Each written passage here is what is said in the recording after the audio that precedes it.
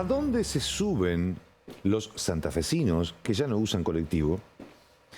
Buena pregunta, ¿no? Fue la que se hicieron un grupo de investigadores de la UTN porque detectaron una merma en los volúmenes de gente que usa el transporte público. Pero bueno, ¿y ahora qué hacen? ¿Qué usan para trasladarse? Uno de quienes se hicieron esta pregunta es el ingeniero Fernando Imaz, que nos está escuchando y a quien agradecemos esta comunicación. Hola Fernando, buenas noches. Hola, buenas noches, ¿cómo están? Bueno, a ver, este estudio permite, entre otras cosas, saber cómo nos movemos los santafesinos, probablemente para definir a futuro políticas que tengan que ver con la movilidad, ¿no? Exactamente. A ver, esto es un proyecto un poco más amplio que se inició a principios del año pasado. Un proyecto que apunta a generar políticas o propuestas para la movilidad sostenible en el ámbito de la ciudad de Santa Fe. Y como les decía, comenzó a principios del año pasado y la fecha de finalización es diciembre del año que viene. O sea que estamos medio en la mitad del proyecto. Y una de las actividades que teníamos planificadas era conocer cuáles eran los patrones de movilidad de la ciudad de Santa Fe, para a partir de la definición de esos patrones de movilidad, empezar a generar propuestas o alternativas para digamos, ayudar al tema de la movilidad sostenible. Fernando, ustedes Sí. detectaron, digamos, que hay, más allá de la pandemia, porque la pandemia ya terminó, o, digamos, Sí. volvimos casi a la normalidad, pero ustedes detectaron que hay menos gente que usa el transporte público. Entonces, ¿cómo se mueve? A ver, bueno, qué pregunta, ¿no? Sí.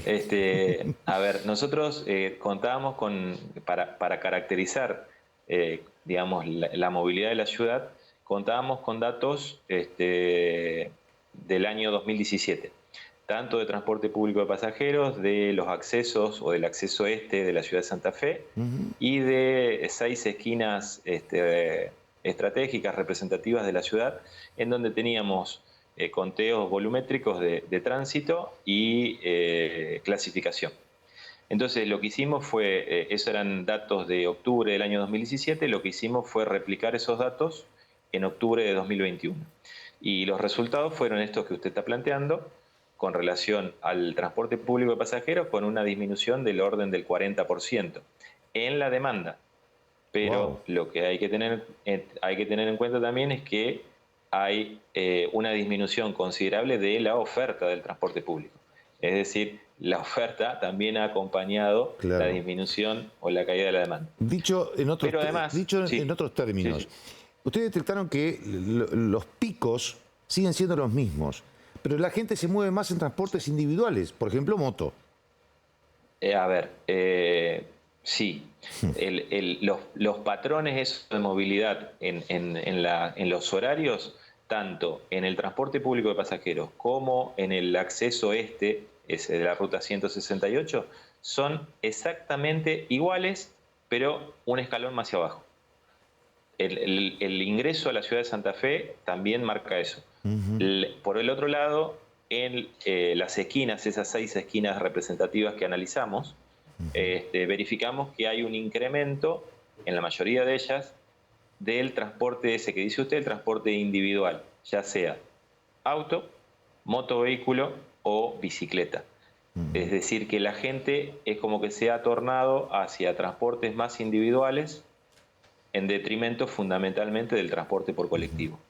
Pero por otra parte, también, si bien usted plantea con exactitud que estamos casi en una normalidad, no se olvide que los datos que nosotros estamos analizando corresponden a octubre del año pasado, que si bien estábamos Claro. volviendo a la normalidad, todavía no existía esa normalidad. Pero evidentemente la gente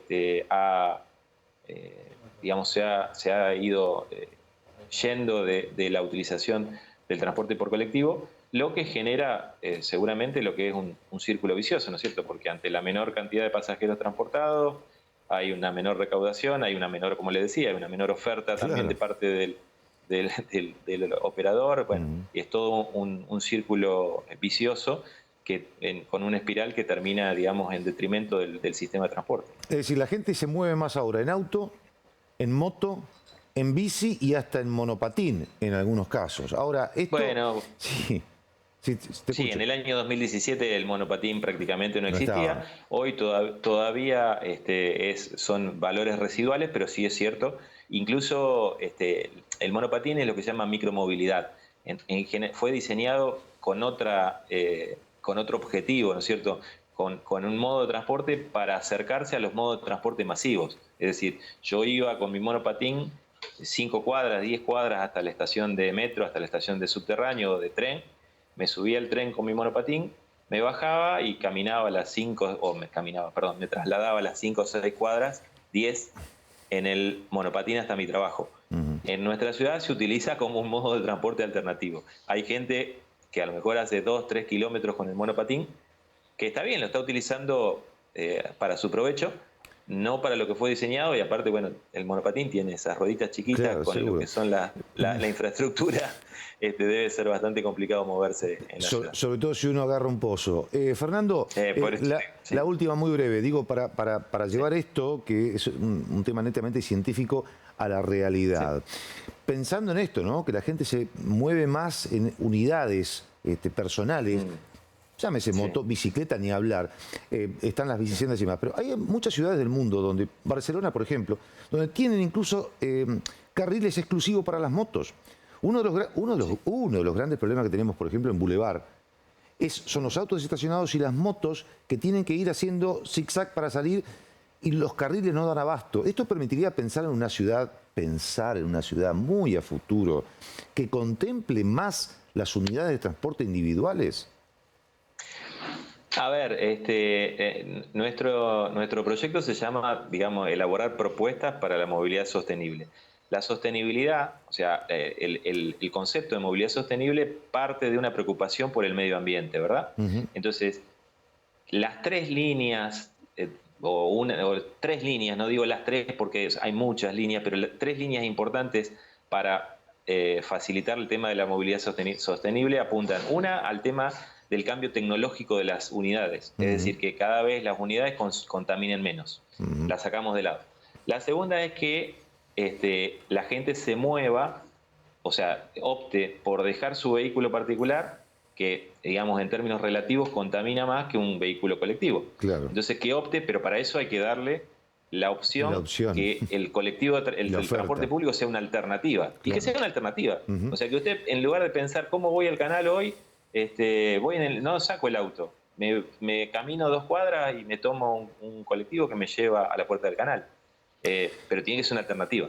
Si no, usted va a seguir siendo en el auto. Y seguramente el informe de ustedes, y perdón, Fernando, no tenemos más tiempo, pero seguramente ese informe también genera la pregunta por qué la gente se está moviendo cada vez, cuando debería tender a lo contrario, por qué la gente se está moviendo cada vez más en motos, por ejemplo, a combustión, a explosión, cuando todo el mundo va en el sentido, o gran parte del mundo va en el sentido contrario, ¿no? En menos cantidad de vehículos y menos contaminantes. Una pregunta que tal vez desate este estudio que ustedes han hecho. Te queremos agradecer mucho, Fernando.